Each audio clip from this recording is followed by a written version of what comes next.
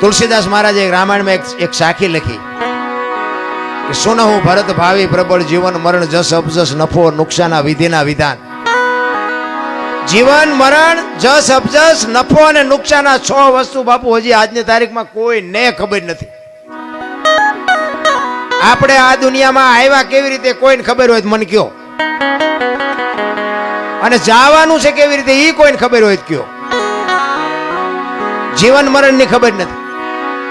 તો આઈને જ વાત કરો ને, અમે અહીંયા આવ્યા છે, અમને જ મળે કબજ મળે અમને ખબર છે. 5 જણા હારું એ કે 5 જણા એમ કે બોલે વારો જ ન આવવા દીધો બીજાનો. જ મળવાનો છે કબજા મળવાનો ઈ કોઈને ખબર નથી. જીવન મરણ જસ અપજસ નફો અને નુકસાન, ગમે એ માણસ ધંધો કરે ને બધા નફા હાટું જ કરે છે, કોઈ નુકસાન હાટું નથી કરતું, પણ બધા નફો થતો જ નથી. આ 6 વસ્તુ કોઈના હાથમાં નથી. આ વશિષ્ઠ મહારાજે ભરતને કીધેલી. ક્યારે? રામચંદ્ર પરમાત્મા વનમાં ગયા ને ભરત મોસાળમાંથી આવ્યો ને એટલે ભરત રોવે છે. એટલે ઈ વખતે વશિષ્ઠ મહારાજ કહે છે ભરત સુનહું ભરત ભાવી પ્રબળ જીવન મરણ જસ અપજસ નફો અને નુકસાન, આ વિધિના વિધાન છે. હું વશિષ્ઠ જેવો મહારાજ હાજે મેં નક્કી કર્યું હતું કે હવારે રામને ગાદી ઉપર બેહાડવાના, અને 12 કલાકની એક રાત જઈને તો આખું ચકડું ભરી ગયું. હું કાંઈ ન કરી. આ વિધિના વિધાન છે.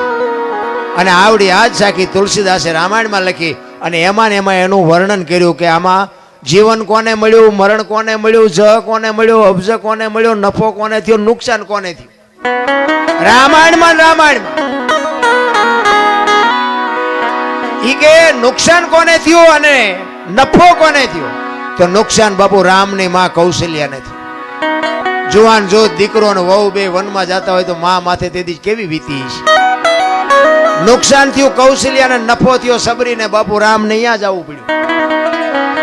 કાંઈ લેવા દેવા નહીં. ભીલડીની દીકરી બાપુ, કોઈ વેદનું શાસ્ત્રનું માણાનું ગામનું કોઈ જ્ઞાન નહીં. રામને અહીંયા જવું પડ્યું. સબરીને બાપુ નફો થયો ને હગી જનેતાને નુકસાન થયું.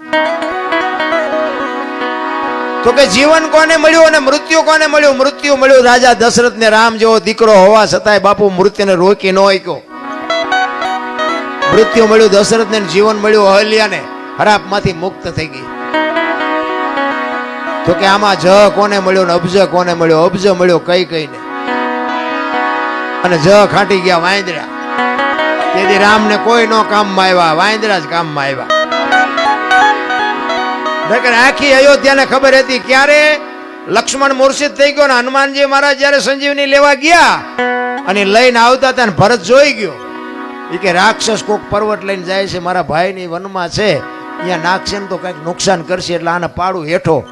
એ બાણ મારીને હનુમાનને હેઠા પાડ્યા ને એ વખતે હનુમાનજી આખી ડિટેલ આપી કે આવી પરિસ્થિતિ છે, લક્ષ્મણ રે એવું નથી, અને હું એની સંજીવની લેવા માટે જયો હતો, અને એટલા માટે તમે મને આ પાડ્યો. હવે દીવ ગયા પહેલા ન પગું, લક્ષ્મણની જોખમ થઈ જાય.